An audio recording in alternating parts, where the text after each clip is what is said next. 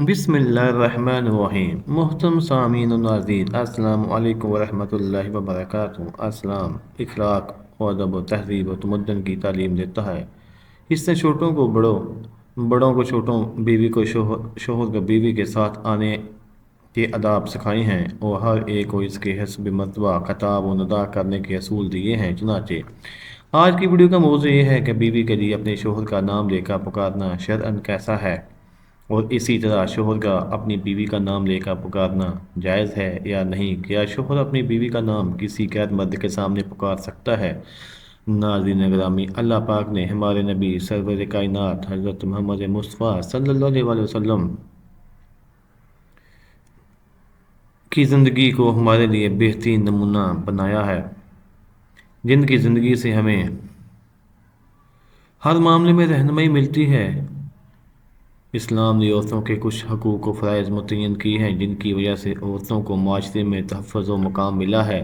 حضور صلی اللہ علیہ وسلم اور حضرت عائشہ صدیقہ رضی اللہ تعالی عنہ کے رشتہ ازواج کے بارے میں بات کرتے ہیں کہ حضور اکرم صلی اللہ علیہ وسلم کس نام سے انہیں بلاتے تھے، جس سے معلوم ہوتا ہے کہ اپنی شریک حیات یعنی اپنی بیوی کو کس نام سے پکارا جائے، یعنی کہ اس کے نام کے علاوہ کسی اور نام سے اسے پکارنا جائز ہے یا نہیں، اور اگر جائز ہے تو حضور اکرم صلی اللہ علیہ وسلم حضرت عائشہ صدیقہ رضی اللہ تعالی عنہ کو کس نام سے پکارتے تھے۔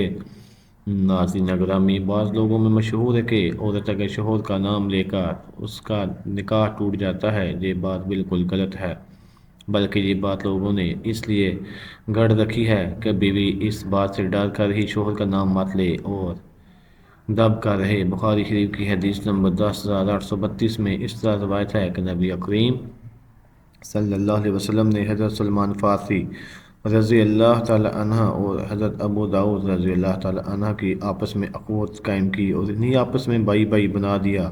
تو ایک بار حضرت سلمان فارسی رضی اللہ عنہ حضرت ابو داؤد رضی اللہ تعالی عنہ سے ملنے آئے۔ حضرت سلمان رضی اللہ تعالی عنہ نے حضرت ابو داؤد کی بیوی کو گندہ اور کام کاج والے لباس میں دیکھا تو کہنے لگے، یہ کیا حالت بنا رکھی ہے؟ تو وہ کہنے لگی، آپ کے بھائی ابو ذر کو دنیا کی حاجت و ضرورت ہی نہیں اور نہ ہی میری۔ اتنی دیر میں ابو ذر رضی اللہ تعالیٰ عنہ بھی آ گئے اور ان کے لیے کھانا رکھا تو حضرت سلمان فارسی رضی اللہ تعالیٰ عنہ کہنے لگے، بھائی کھاؤ، اور اس کے لیے کھانا رکھا تو حضرت سلمان فارسی رضی اللہ تعالیٰ عنہ کہنے لگے، بھائی کھاؤ۔ حضرت ابو داؤد رضی اللہ تعالیٰ عنہ کہنے لگے، میں روزے سے ہوں۔ حضرت سلمان فارسی رضی اللہ تعالیٰ عنہ کہنے لگے، تم کھاؤ گے تو میں بھی کھاؤں گا۔ وہ بیان کرتے ہیں کہ ابو ذر رضی اللہ تعالیٰ عنہ نے کھایا اور جب رات ہوئی تو ابو دردہ رضی اللہ عنہ قیام کرنے لگے۔ حضرت سلمان فارسی رضی اللہ تعالیٰ عنہ نے کہا، سو جاؤ، تو وہ سو گئے۔ تھوڑی دیر بعد پھر اٹھے اور قیام کرنے لگے تو سلمان فارسی رضی اللہ تعالیٰ عنہ نے کہا، بھائی سو جاؤ۔ جب رات کا آخری پہر ہوا تو حضرت سلمان فارسی رضی اللہ تعالیٰ عنہ کہنے لگے، اب اٹھو اور قیام کر دو۔